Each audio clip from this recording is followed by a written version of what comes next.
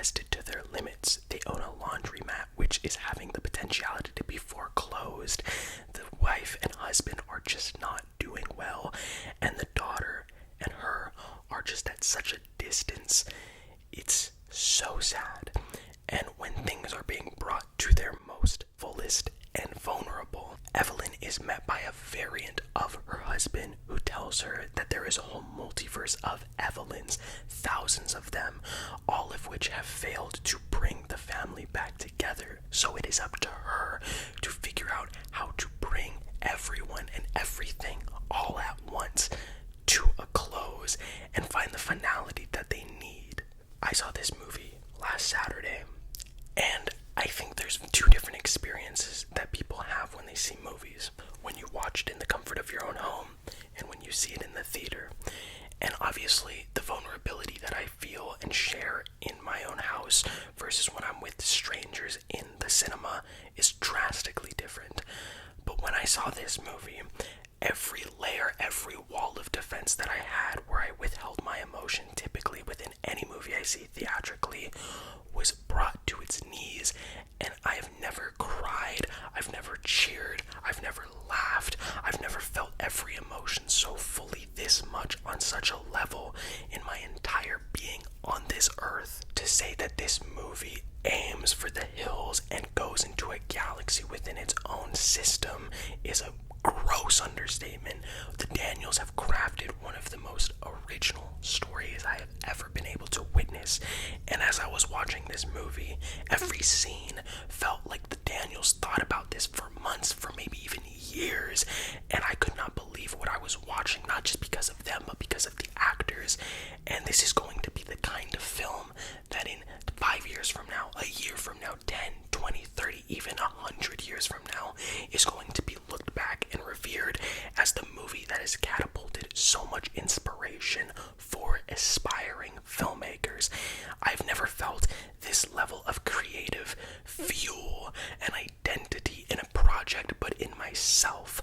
These guys, the filmmakers, the women, the men, anyone and everyone that had a hand in crafting this movie on such a tight, thin budget, maximized everything in terms of the potential it has. In so many ways, this is a story that I have not related to more, and it is so wild to experience because the scenes that are unfolding as this Evelyn in this timeline that we see gets to experience all the other Evelyns, and as they come and funnel in between one another, you get this melting pot of pure outlandishness, but it's all within service for a plot driven by this family, by her daughter, by herself, by her husband, and the actors know exactly what to do, and they give one of the best performances, each of them, that they have given in their entire careers in this year, and that I have seen, period, point blank. Michelle Yeoh literally eats up every scene she's in, and I'm just thinking about everything she said behind the scenes in interviews, how she has waited her whole life for a moment like this, where it isn't just her flexing her martial arts abilities, but showcasing her vulnerability and scale as an actor. And she's cried in interviews, and it has made me cry and feel so much more connected to the source material at hand. But it isn't even her. The actor who plays her husband, Raymond, played by Ke Huy Quan, is one of the best things about this movie. He was the actor who played Short Round in the Indiana Jones film and played the character in The Goonies, but since then would do some television, but it was always through an Americanized lens. They wouldn't even be able to pronounce his original birth name, so he changed to an American one, Jonathan, and has spent years distancing himself from Hollywood, I believe about a decade, because he didn't feel there was enough opportunities for Asians, Koreans, and people of different races as opposed to just white. And I love that about him. I love the fact that he was so selective with his roles. He could have capitalized on all the smaller roles he could have done, but it wasn't true to him. And he said, watching this, reading the script, and when he got to the first day on set, he felt so overwhelmed and nervous because he was with A-listers like Yeoh and Jamie Lee Curtis, but it felt right to him, and it shows because he has to do multiple variations of himself, as does everyone else in the cast, but he has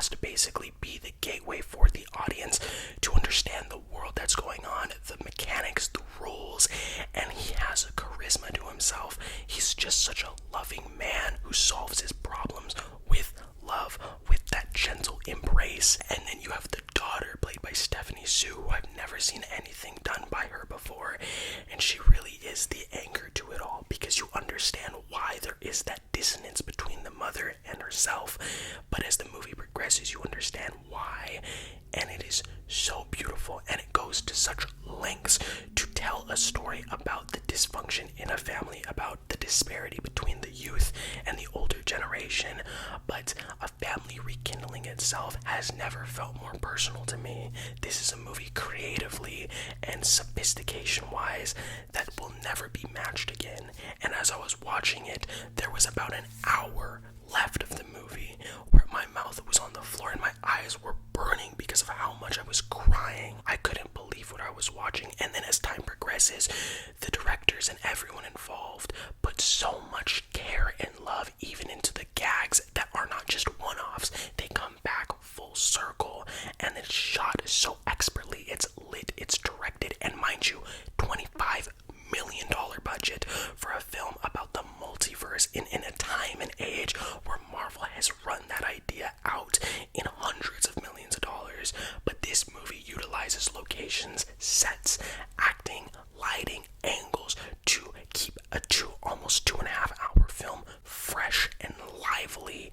This is a masterclass as to maximizing the budget that you get, never settling. These directors were offered the role of a lifetime to direct Loki, but they still said no and went off to make their own multiverse project. Are you like, let that wrap around your head for a minute.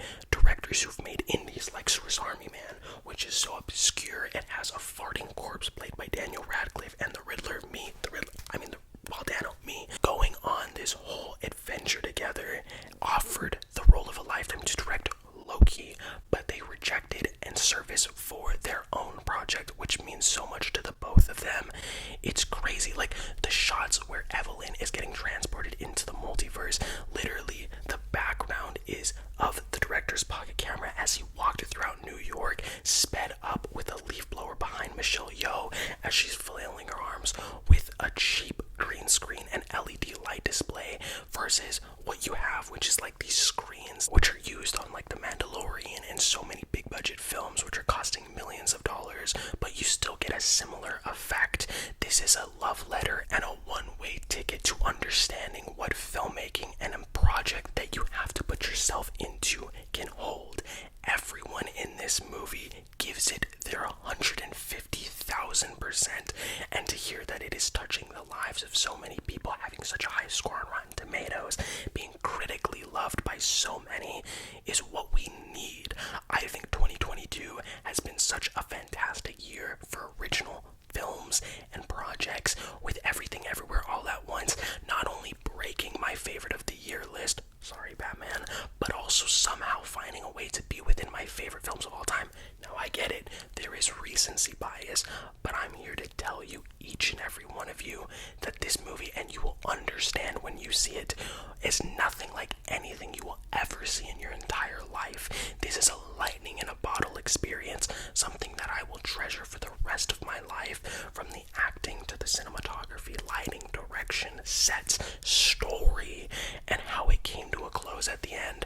And I've never been touched more by a film recently, if ever, than I have with an original project like Everything Everywhere All at Once.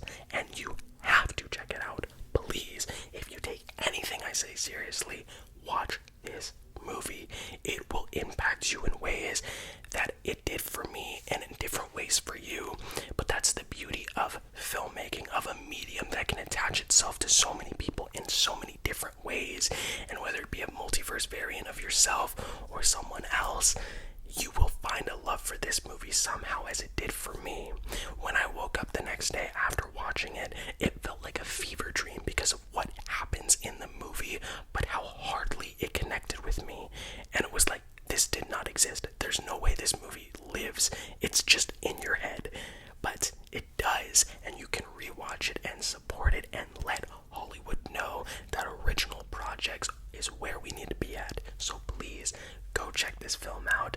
I love you all very much. Everything Everywhere All at Once somehow manages to be one of the greatest projects, love letters, and send offs